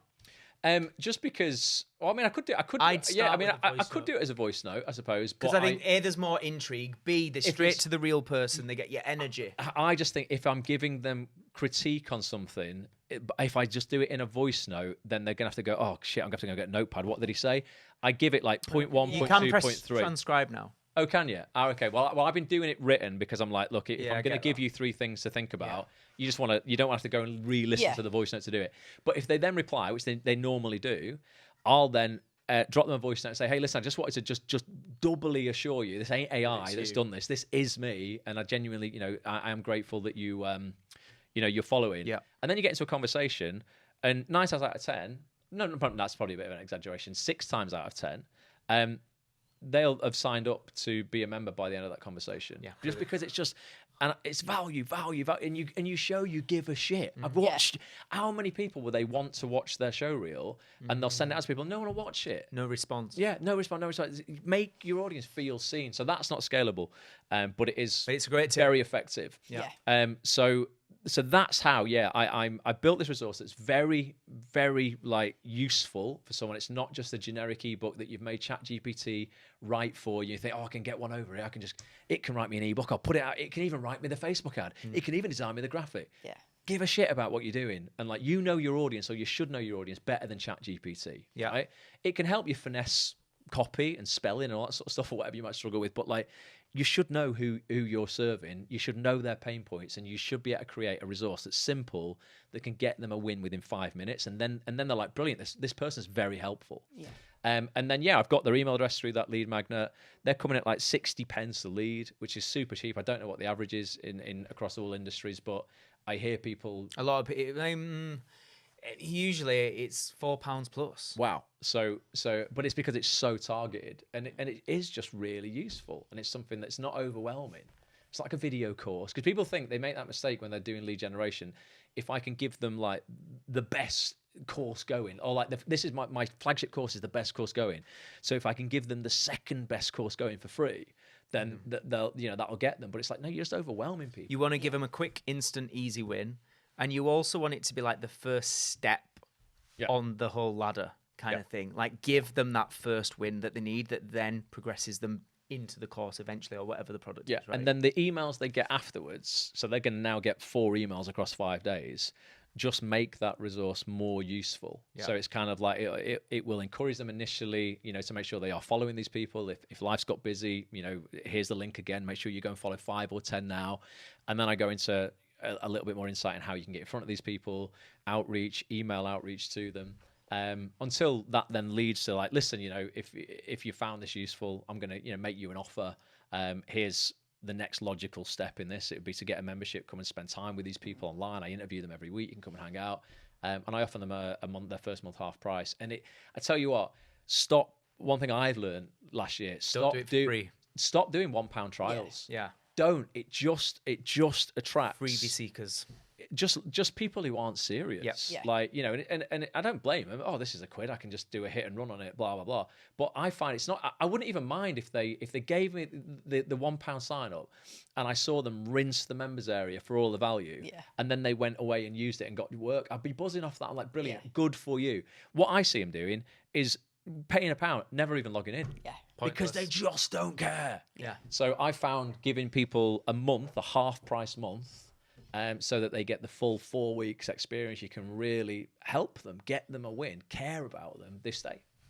Thing that I will add about lead generation right now, but also just business in general, we are going through a time generally where it's tougher. 100%. I felt it. Yeah. There is what is being named the trust recession. People are, it's harder for people to trust.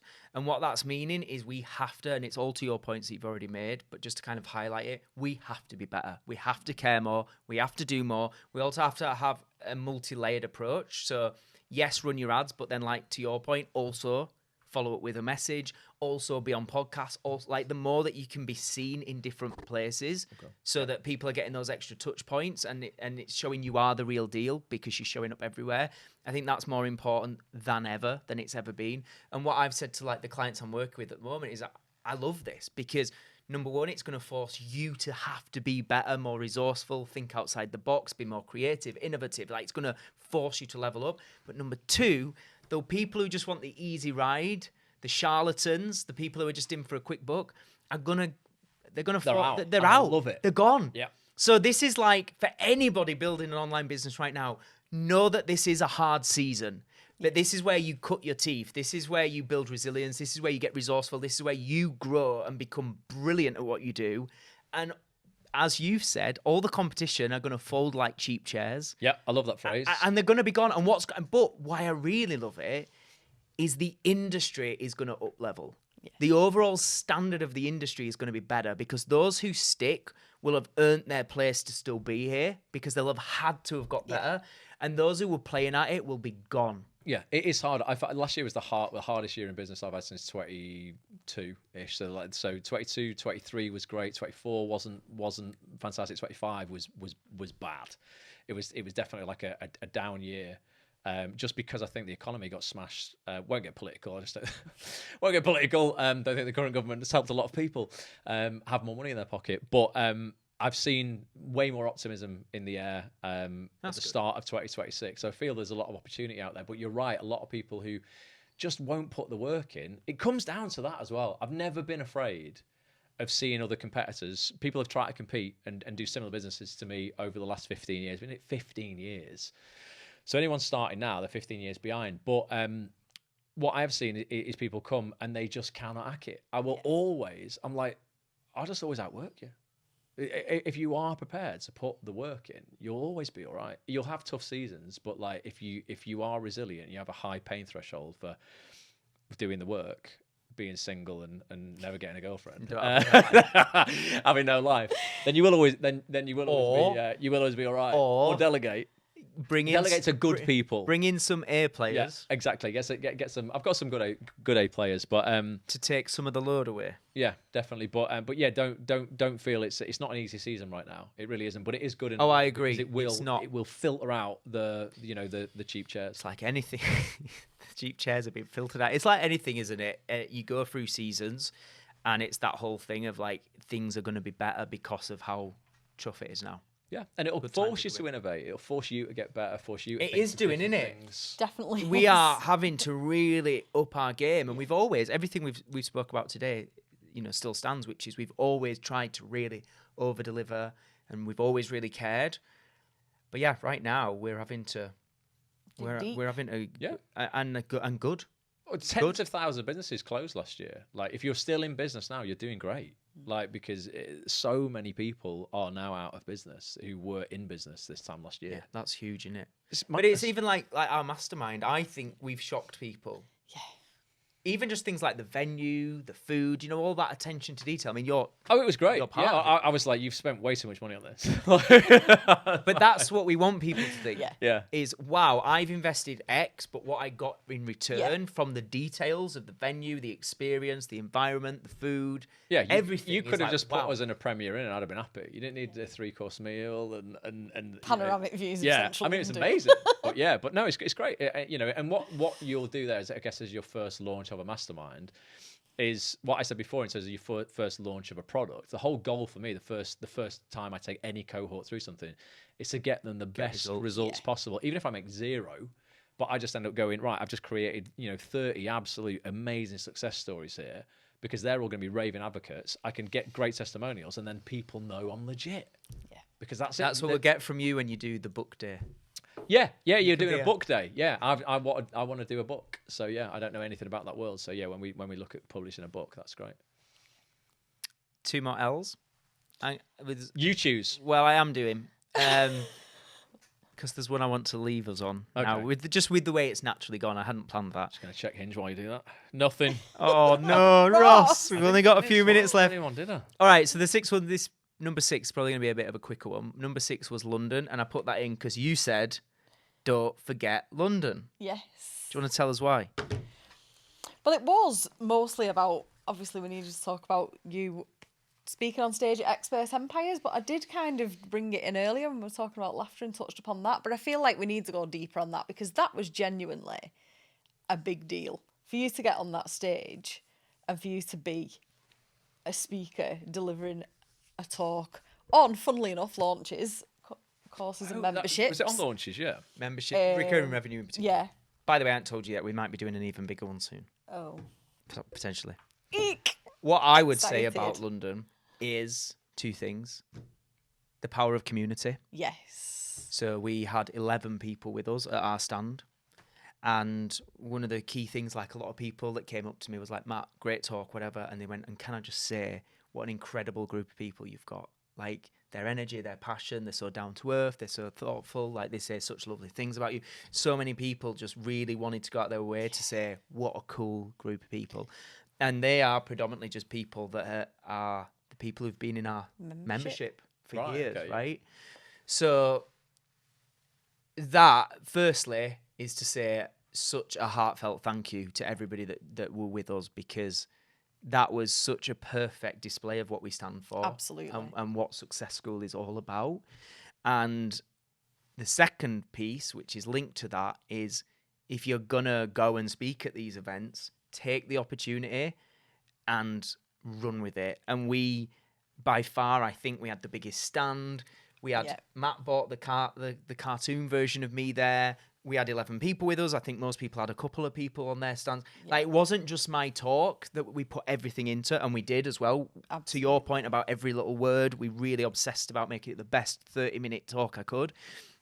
But for the whole 2 days, we were like, we want people to remember Success School, and we want them to remember it for the right reasons, which is, you know, we show up with good energy and we give it our everything. I come away from that weekend just thinking, like, we smashed that. Like, we literally smashed that event. I did. Just everything about the energy, the way we shown up, like you said, the team of people that we took with us, the visibility, the fact that we had an incredible stand, what Matt did on the stage, everything about it, and all the comments, because everybody that come over to us was just like, wow. Like, and so many of them joking, they were like, you're multiplying, how's there so many of you? Like, I just keep bumping into. And we had all lollipops. had t-shirts. Yeah, what did you do? Just say to members, will you come and We hang invited out? people who wanted to be part of it, and all we wanted was people to be honest about why they've been in our membership for so long, like why they stick. We just wanted to, and we said, like, promote what you do and talk about who you are, but we just want you to be there to honestly talk about your experience, because that is going to give people way more confidence than me just showing up saying how amazing I am. Yeah, definitely. Like go to the root. They're the people who pay us every month. Yeah. So, you know, they were like our street team, weren't they? And they were just out there talking about. And isn't it interesting? They did it with open up. Like, every one of them that we asked were like, oh my God, of course, I'd love to be there. I'd love to support you. Because you can't fake that. If people are genuinely getting so much value, they want to give back. It's just natural, you know, human nature, isn't it? And do you know what? Genuinely, like you said, they did us proud, because it was a long day, and like they were on the feet all day, and they were 2 days. 2 days, yeah. What did they do? Stay over? Nearly free, because we had Thursday night. Yes. And they absolutely just gave it everything. Unbelievable. Yeah, I saw I genuinely, and I said this to you, I came off stage knowing I did my best work on stage as well. And I will say that confidently. And I'll say it confidently because nearly every time I stood on stage last year, I came off stage to you and I said, that was shit. I fucking hate myself. I'm shit. I'm embarrassed. I was rubbish. I could have done better. I didn't. Well, Yeah. People don't see that side. Yeah. You know, like, people see the side of Matt that's online and dead confident and everything, but he's a human being, and he definitely And I really has. fucking care. Yeah. I said something similar earlier, but I said to Helen, I do know at this stage, you know, 16 years in business this year, even longer being on stage, right, since I was a kid, 6 and a bit years coaching people in business. I know I have the ability within me to be absolutely fucking brilliant and genuinely impact people and genuinely be the person that people go, wow, that was the speaker for me.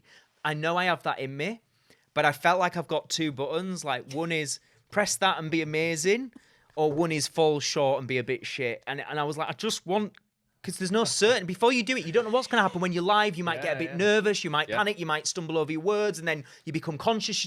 You might get a dry mouth. And I'm like, I don't want B. I want to press A and just be that best version of myself. But you don't know. No. You just don't know what's going to happen when it's live. And I feel like I said to you, I want to press A. And I came off, I went, I feel like I pressed A. You definitely Could you pressed it. one thing that I've seen this happen a few times, and I'm always blown away by genuinely good presenters or good speakers, is when their slide deck doesn't work. It didn't. So That's exactly what happened to me. there's two types of people. I've seen it where they'll go, the slides aren't working, and this guy's like, I can't do it then. I can't do it then. All dependent. They were literally just gonna read some slides off a board, and then you see the real pros. And they go, the slides aren't working. And they go, it's all right, don't worry about it, don't need slides. Yeah. And they give 45 minutes of fire with not a slide in the background. Gary Vee does that, doesn't he? And I'm just like... And you know, that's exactly what happened to him. And beforehand, like I said to you before, we had run it. and we had been running it on Zoom, and then we run it in person a few times, didn't we? And I remember saying to you, like, and you were like, I'm sorry, and I was like, it's exactly what my dancing teacher used to say to me: don't practice till you can get it right, practice till you can't get it wrong. So do you not do it with slides in the end then? Do you have a no slide? No, I did have them, but they didn't work for a okay, bit. right. And I was like, is it? And I just went, is it the green button?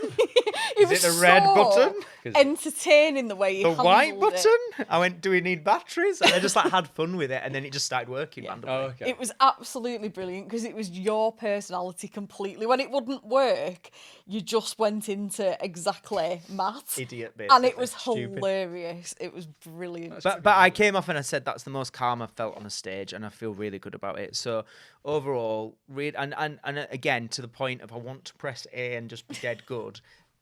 I walked off stage, and the first 3 people that came into my contact were complete strangers. I didn't know who they were, and one after another, they just went, "That was brilliant. You were the best speaker." And by the way, this is a 2-day event with speakers every 30 minutes that includes Fern Cotton. Oh, I've been, mate, and it sounds like you do get that afternoon slump where you're like, You get this, but also high caliber speakers is my point, like your Fern Cottons and so on. Yeah. And even with all that, I had 3 people, one after another, as I was just walking down the corridor, went, "Matt, like, best speaker, well done, that was brilliant." And I had people coming over to me as well going like, God, he's amazing, he's amazing. Because they'd obviously seen all the hype and all the visibility of all of us in our T-shirts with our Imagine me incredible being stand shit. and Matt Bott and all of it. So that he's already on everyone's radar, like, who's he? And we're all going, oh, he's speaking tomorrow, And then they actually seen him and he lived up to the hype. then if you press the and I wrong just button. love that. hit the pretty shit button. It wasn't That's really it. good. Yeah. So there we go. Good, though. That's London. And again, it comes back to my point from LA, which is last year I got on many stages and didn't enjoy it. I felt nervous. I was pissed off because I really wanted to press A and I felt like I kept pressing B. And what do most people do at that point? They stop going. They stop doing it because it's actually too painful. It's not fun. I'm too nervous. I'm too stressed. I'm not good at it. And we kept doing it anyway. And that's what enabled me to come off and go, Helen, I pressed A. Good. I did it. So that's the lesson I want to share is, you know, and I've said it on stage for years actually, which is the way you get good is by being okay with being shit. Yeah. The first time you stand on stage, you'll probably be shit. The second time, a bit less shit. You've got to persevere, and eventually you'll be average like me. And there we go. Right. Above average. Final Slightly. L. Is that all as L's? Yeah. Yep. Final L is number 1. Which is? Life. God. Deep. We've got 10 minutes. Is that it? Bit less. Okay. Well, how would you mean life? That's the final L. Well, I mean, in terms of Ross doesn't have one. I don't have one. In terms of meaning of life, I think the best description I've ever heard of the meaning Jimmy of life Carr. is from Jimmy Carr. Yeah, and 5 words. And he just said, "Enjoying the passage of time." And I thought, wow, that's simple but so great. Like, it really is. Like, how much are you enjoying the passage of time? So I was on a podcast this morning and they asked me, when you're doing these launches and doing 100k launches, whatever, how do you stop like going, I just need to be on this wheel of bigger. And I said, because I've been on a show for over 200 episodes where I ask people, what is your definition of success? And I've been able to ponder that question and, you know, ask people over and over again.